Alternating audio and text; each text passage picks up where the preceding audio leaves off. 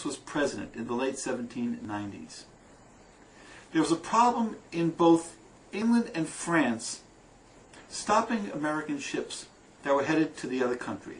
From the United States' point of view, they wanted to trade with both of them and be neutral.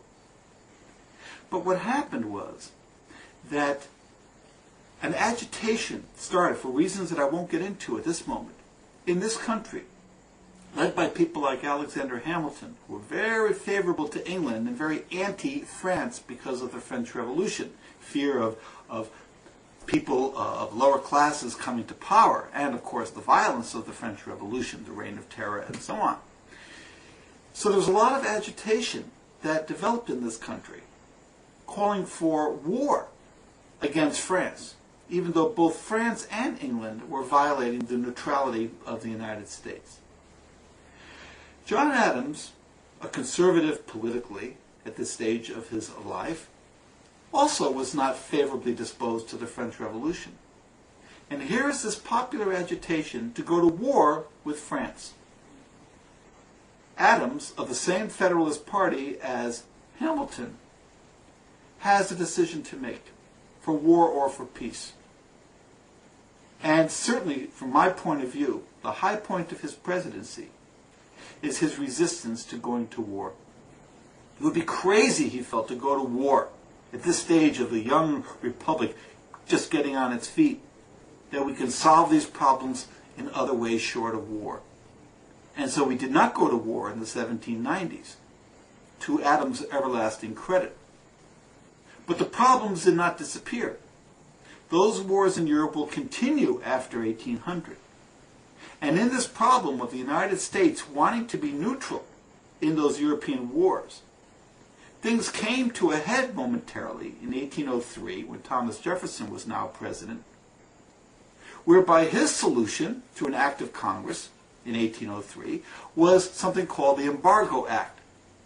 Now, the Embargo Act basically said, well, since you're stopping our ships, both France and England, we won't trade with you. We won't trade with you at all. We'll be left to our own resources. See how you like that, because you want American trade.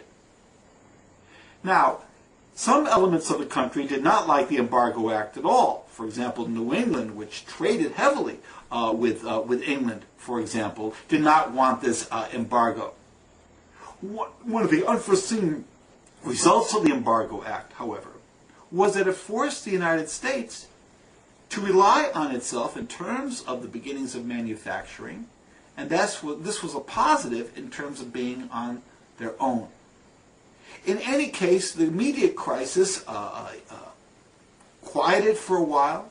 The Embargo Act eventually went out of use, but the problems still lingered, which brings us closer to the eventual war.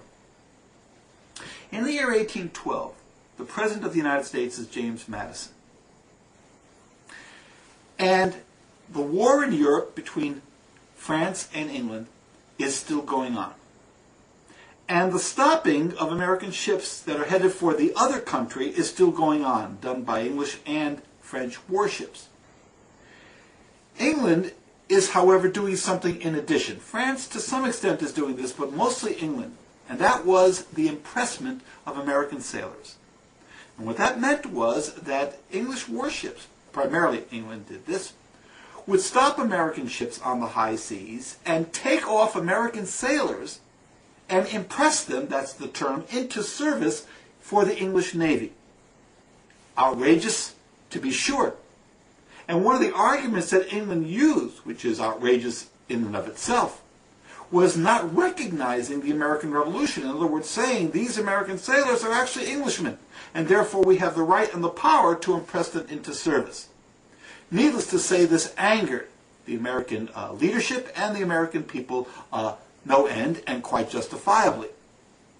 Now then, it reaches a point in that year 1812 where the Madison administration sends more or less identical notes of protest to both the English government and the French government, basically saying that if you don't stop this stoppage of American ships on the high seas in international waters, it could be war.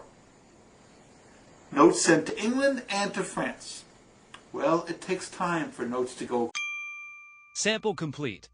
Ready to continue?